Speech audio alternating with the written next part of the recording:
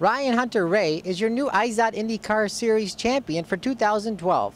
He finished 4th in the MAV-TV 500.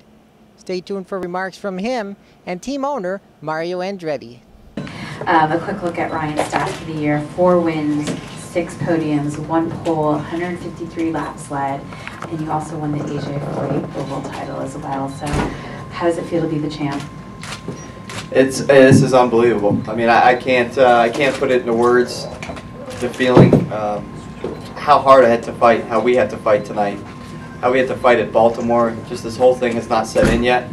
I'm still in almost fight mode. We came back. We really earned this one, and for all the bad luck we had this year, to get it, it feels so good. It feels like we really earned this. We really worked for it.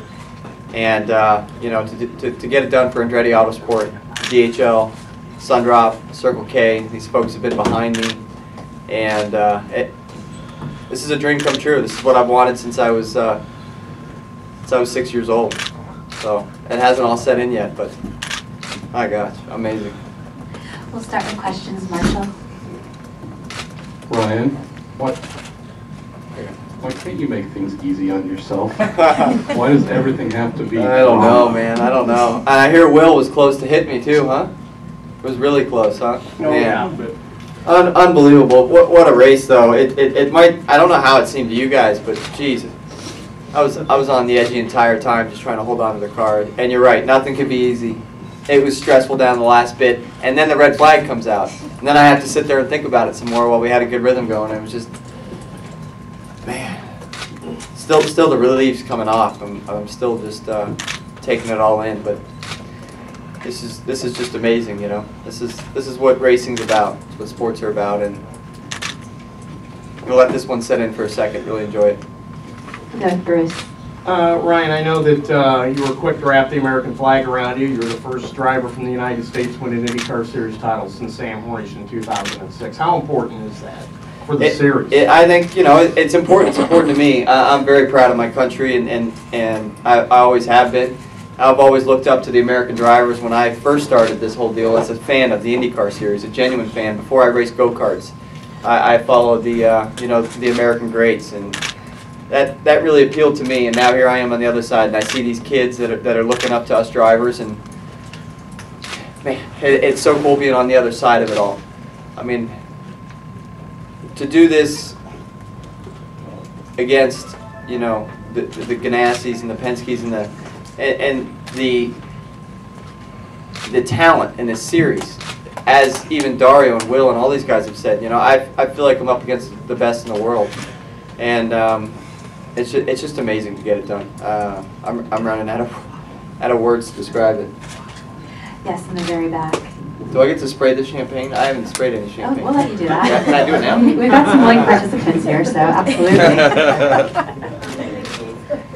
Congratulations, Angela Cox here from the 7 Network Australia. We were obviously hoping Will might win. Oh yeah, sorry about that. Do you have any words for him as a fellow competitor and the fact that he crashed out tonight? I think Will's one of the great talents that's been in IndyCar in a very long time. I think he's one of the best, and his talent level, what he does on the track, especially some of these road courses and street circuits, some of us haven't seen at all. He certainly would be a deserving champion if he won it, but we had a breakout year, you know. We really did, and we fought for this thing. So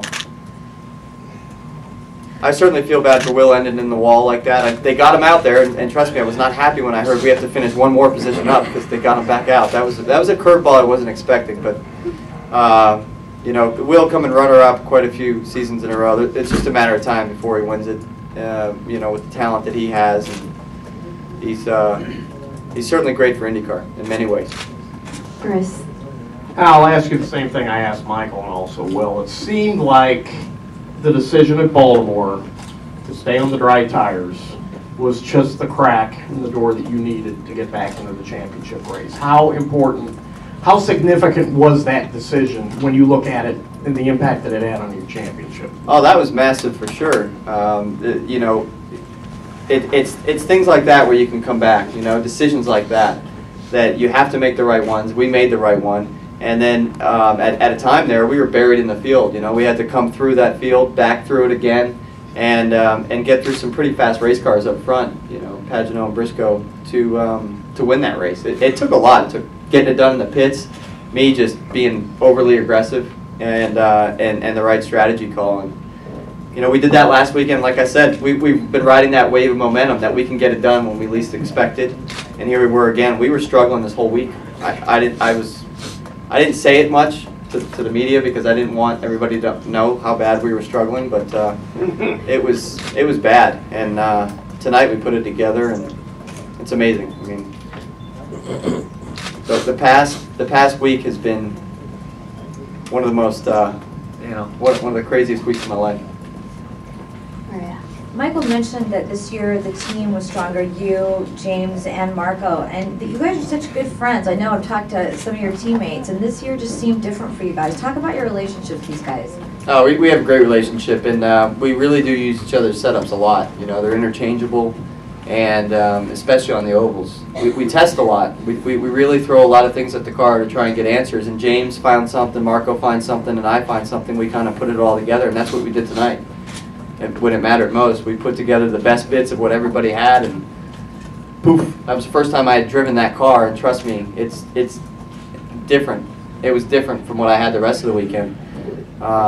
So I really got into a rhythm with it as the race went on. I learned a lot about what I had and made the most of it. The guys did a great job in the pits, and you know, came home champion. It's amazing. Jenna.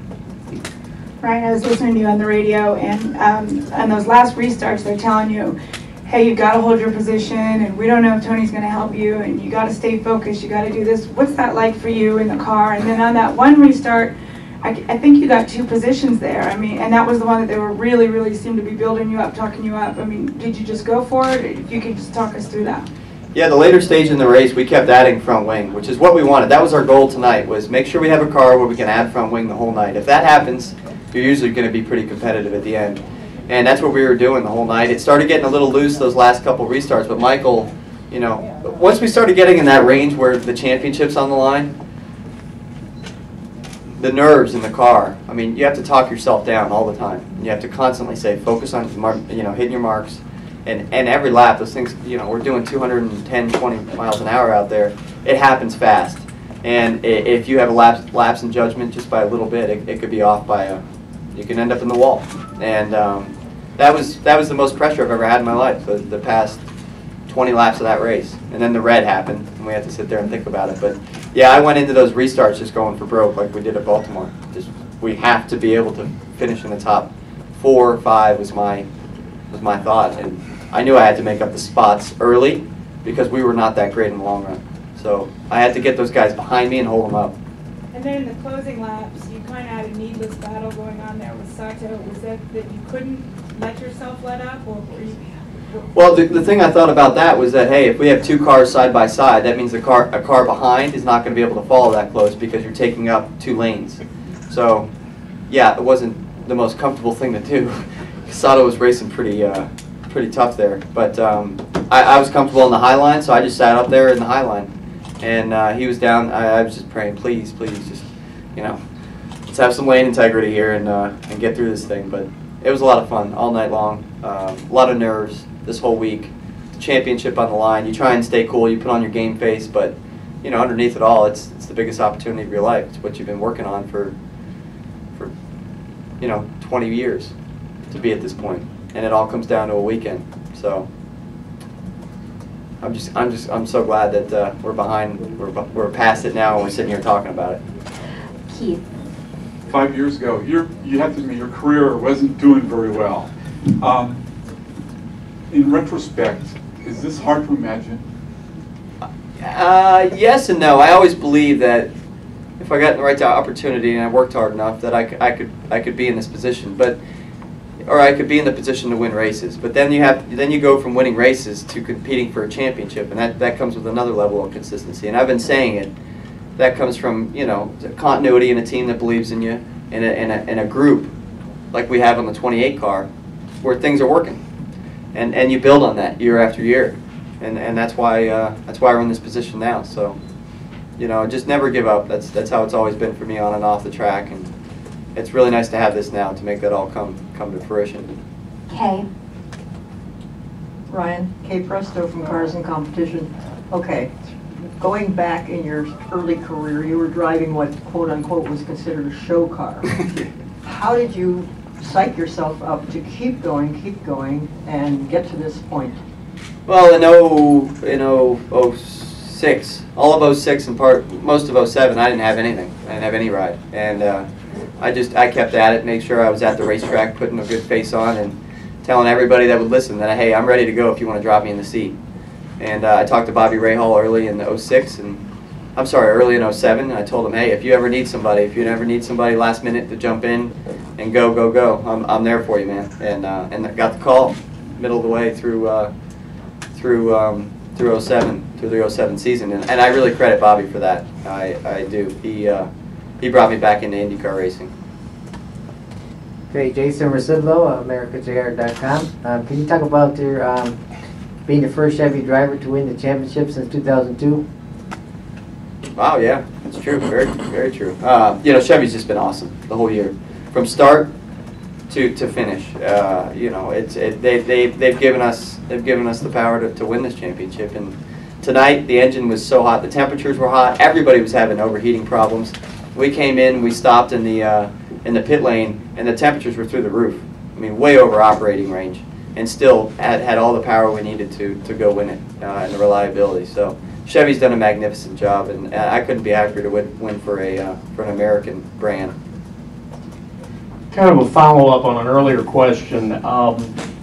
You know, after the Rahal situation, then in 09 you don't have a ride, and Tony George comes through, gets you a ride at Vision Racing. Halfway through the year, you end up with AJ Foyt. You know, so I mean, there was some struggles there during that period of time, and also last year at Indy when you didn't make the race. Yeah. You know, the tough decision was made to go over to Foyt with the DHL and partner with them and take over Bruno's ride. And I remember at the time you were saying this is a decision about keeping the doors open in the future. How key and crucial was that to get you to where you're at today? Well, like I said, you know, this team's been behind me, and the sponsors as well. You know, you see the same sponsors on the car now, and you know, through success comes support, and that's important. You have to be winning races. I think you have to be showing promise and winning races to keep the support and to keep your job, really. But you're right. In 09, that was for sure rough, and I found myself just trying as hard as possible to punch above my weight, and you know, I got a few looks from Michael. I certainly enjoyed that year, though. You know, driving for Tony and learned a lot from AJ. You know, he's a great individual. I can't say enough about him. I feel honored and lucky to have driven for him. And because of that support, the decision to return with Michael when, you know, there were guys out there like Roger Penske who were interested in hiring you. Yeah, you know, the situation really comes down to team. And it comes down to the people around you. It's a people sport, you know. The drivers are out there with the helmet on, their names on the side of the car, but it is a group effort. And